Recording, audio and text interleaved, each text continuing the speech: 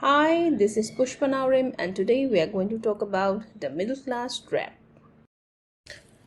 In the early 2023, a finance minister, Nirmala Sitharaman, made a statement where she says that I too belong to the middle class, so I can understand the pressures of the middle class. I identify myself with the middle class, so I know. This statement have ignited conversations and deliberations about who precisely constitute an individual belonging to the Indian middle class. Today, we are going to understand this topic related to middle class and what is considered to be the middle class trait. There are different income thresholds levels based on which different classes in India is determined. However, income thresholds for different classes can vary based on numerous factors such as specific context, regional variations, and government policies. As income brackets can change over time, it is important to note that the figures that we are going to discuss are approximate and subject to change, and this is to be considered as a general overview of the income ranges that are often associated with different classes of India.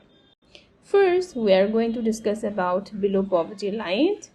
And you see that when we talk about below poverty line or BPL sections of the class, this typically represent individuals or households whose income falls below the poverty line.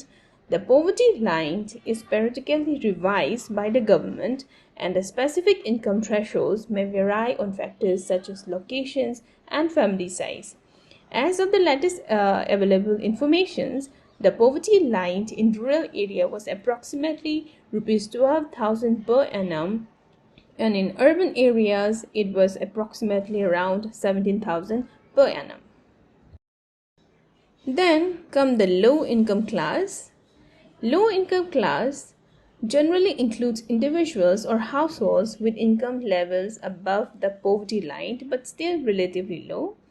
While there is no fixed income threshold universally defined for this class, it could be ranged approximately from 1 lakh to 5 lakh per annum depending on various factors like we discussed earlier.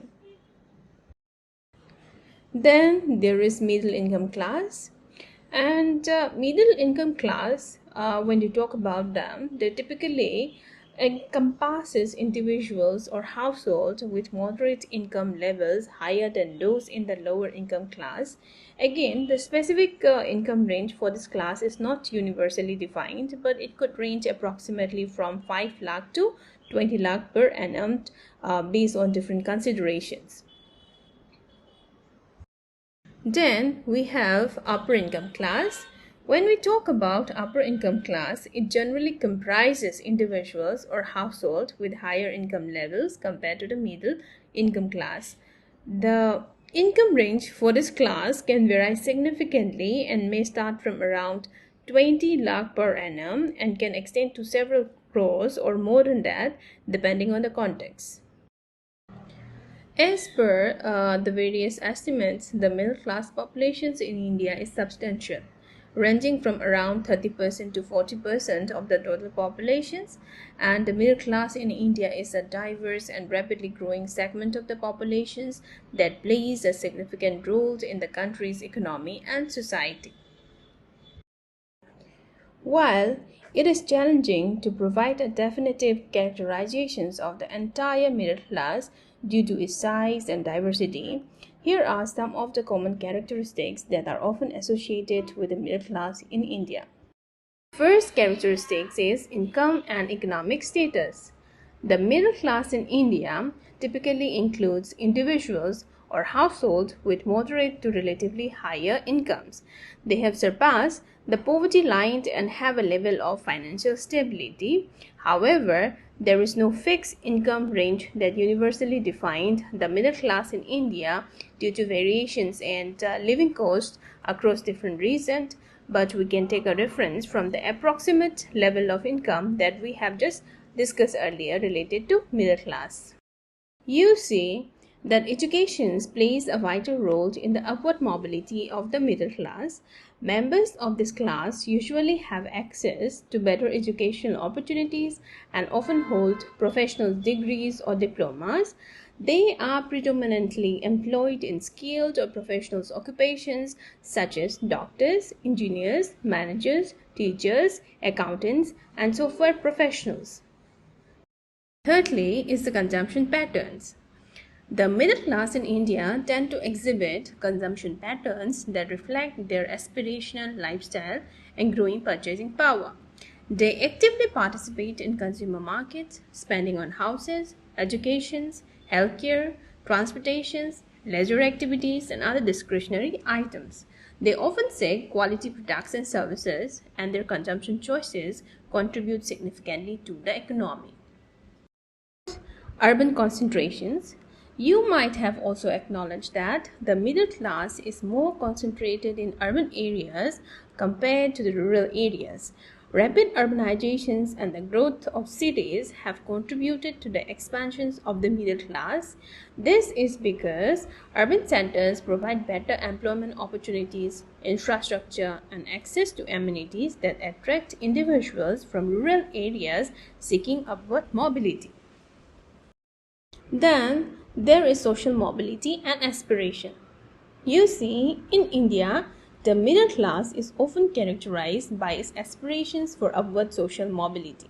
They value education and work hard to improve their economic and social standing, and education is seen as a means to secure better job opportunities and improve living standards for themselves and their families. Now, if we look at the saving and investment pattern of the middle class, you see that they tend to have a saving oriented approach. They seek financial security and planning for the future. They often prioritize saving for retirement, children educations, and emergencies. And in terms of investment, they tend to invest in real estate, stocks, mutual funds, and fixed deposits to grow their wealth. Then, one of the important characteristics of a middle class family is their social value. You see that the middle class in India is generally associated with conservative social values and traditions. They prioritize family and community ties. They place major importance on cultural norms and practices, and therefore they value stability and security. Having said this, it is important to note that these characteristics that we have discussed may vary among individuals and across different regions of India. The middle class is not a homogeneous entity, and it encompasses a wide range of lifestyle, aspirations, and economic circumstances. Having discussed the income threshold of the middle class and their characteristics, now we are in the positions of understanding what is middle class thrift. Well, if we have to define it, middle class thrift, it is a situations where individuals or households in the middle class struggle to progress economically and find themselves stuck in a state of limited upward mobility. There are some key aspects that are associated with middle class thrift. For example, there is income stagnations. Middle class individuals in India often experience stagnant or slow growing income. Despite they being working hard and having stable jobs, their earning may not keep pace with rising living costs, inflations, or the increasing aspirations and demand of a higher standard of living. Then there is cost of living pressure. You see, the middle class may face challenges due to the rising cost of essential goods and services such as housing, education, healthcare, and transportation. These expenses can consume a significant portion of their income, leaving little room for saving and investment that they could help them move up the economic ladder. Then there is lack of wealth accumulations.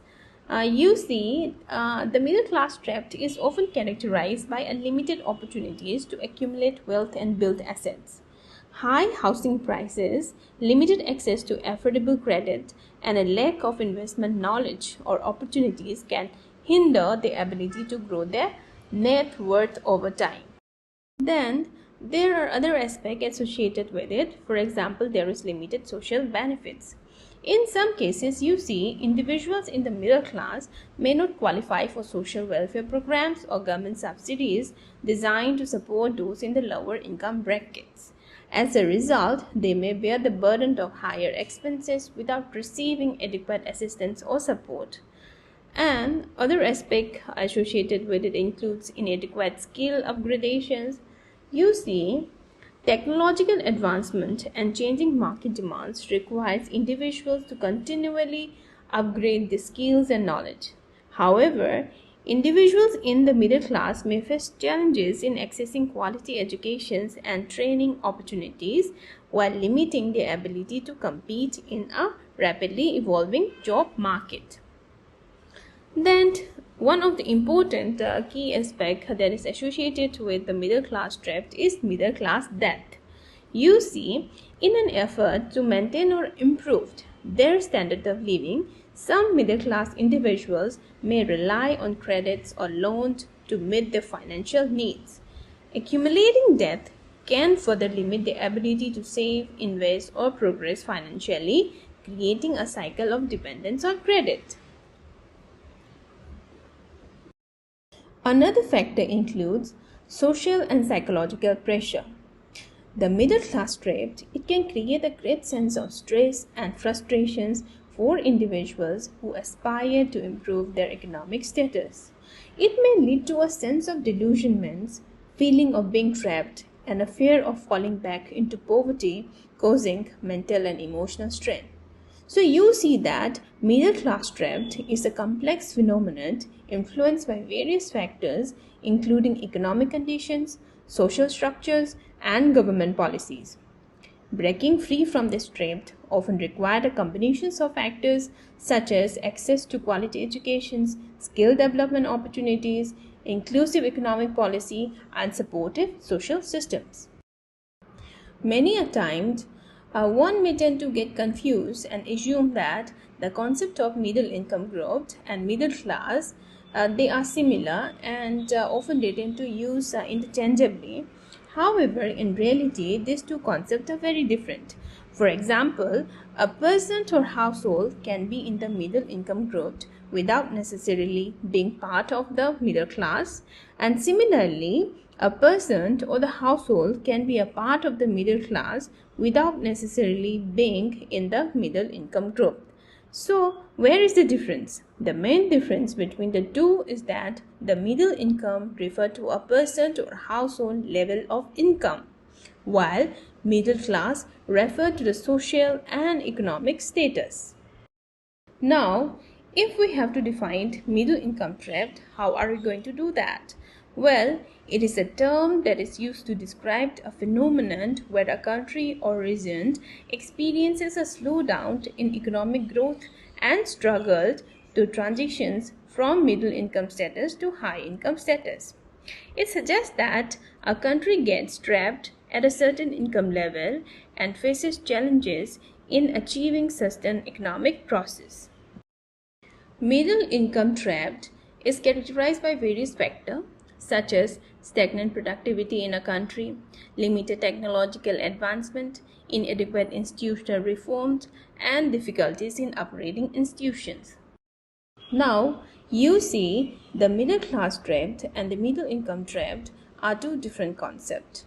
To repeat myself, the middle class trap, it is a situations where individuals or households in the middle class they struggle to achieve the upward mobility and experience limited progress in terms of economic advancement. On the other hand, middle income trap, it is a term that is used to describe the phenomenon where a country or region experiences a slowdown in economic growth and struggle to transitions from middle income status to high income status. So that's it, and in this video we have discussed the different income thresholds of different classes in India, then discuss middle class and their characteristics, then we discussed middle class trap and differentiated it with middle income trap. I hope you find this video helpful. Thank you for stopping by.